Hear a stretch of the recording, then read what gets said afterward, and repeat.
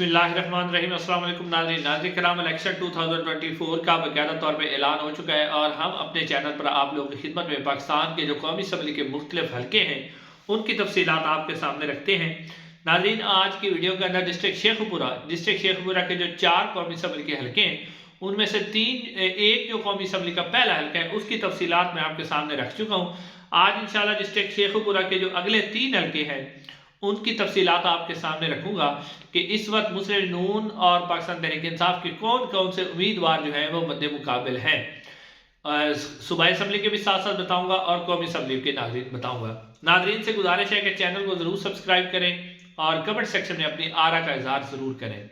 नाज़रीन, डिस्ट्रिक्ट शेखपुरा का ये जो हल्का है, इससे पहले वाला हल्का NA 113 था। आज हम NA 114 से इंशाल्लाह शुरू करेंगे। नाज़रीन, NA 114 जो है ये शेखपुरा का दूसरा हल्का है। तहसील शेखपुर इसके अंदर शामिल है, फिरोजवाला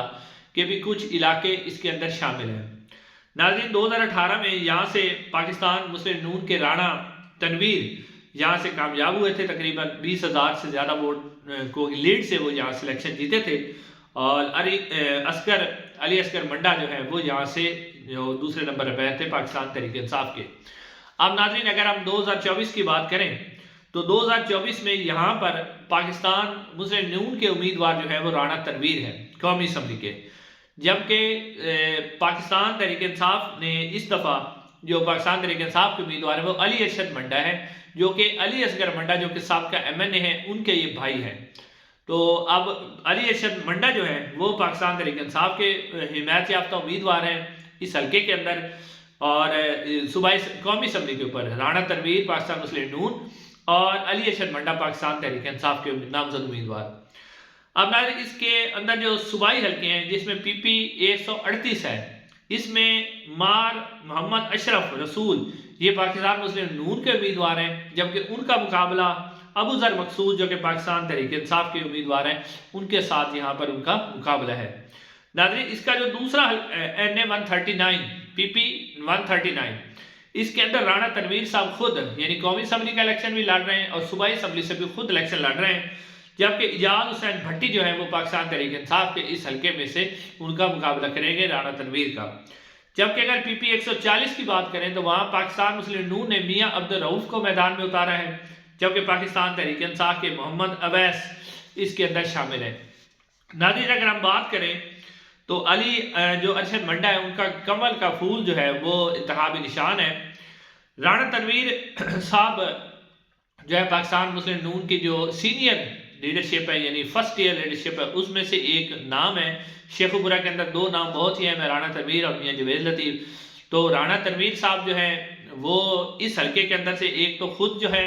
कौमी असम्बली का इलेक्शन लड़ रहे हैं, फिर नीचे सूबाई असम्बली का इलेक्शन भी खुद लड़ रहे हैं, जबकि इसलिए पिछले हल्के में उनके भतीजे जो हैं NA 113 NA 113 में उनके भतीजे जो है वो कौमी असम्बली का इलेक्शन लड़ रहे हैं। यानी मुस्लिम नून के अंदर जो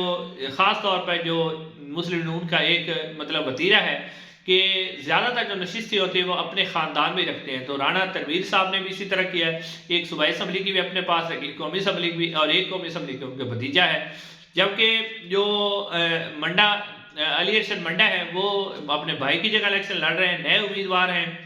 लेकिन आप कह सकते हैं कि यहाँ पर जो सूबाई ग्रुप है उसमें पाकिस्तान तहरीक इंसाफ जो है वो 2 सीटों के ऊपर फेवरेट लग रही है, लेकिन कौमी असम्बली के ऊपर जो है राणा तनवीर साहब इस वक्त भी मजबूत उम्मीदवार हैं और उनको हराना पाकिस्तान तहरीक इंसाफ के अली अरशद मंडा के लिए फ़िलहाल बहुत मुश्किल लग रहा है। लेकिन नाज़रीन, फिर भी जो इसका फैसला है वो अवाम ने करना है वोट के ज़रिए।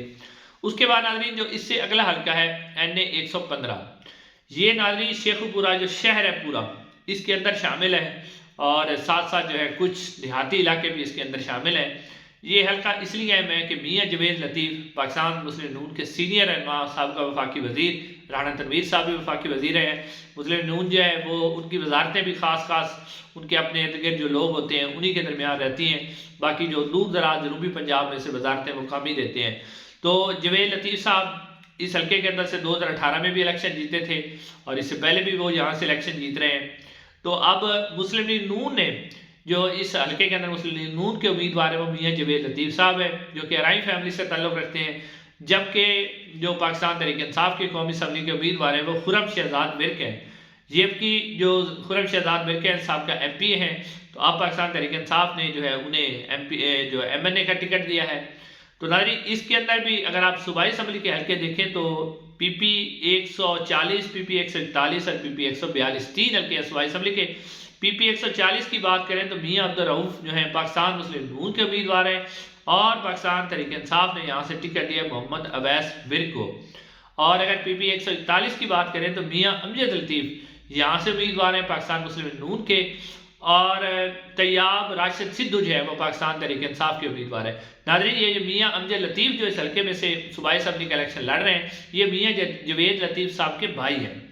یعنی کہ جس طرح رانا تنویر صاحب خود بھی لڑ رہے ہیں، ان کے بھتیجے بھی لڑ رہے ہیں، تو میاں جوید لطیف صاحب نے بھی بہتر نہیں سمجھا کہ کسی اور کو وہ یہ نشست دیں، انہوں نے اپنے بھائی کو یہاں سے کھڑا کیا ہے۔ اس کے علاوہ جو پی پی 142 ہے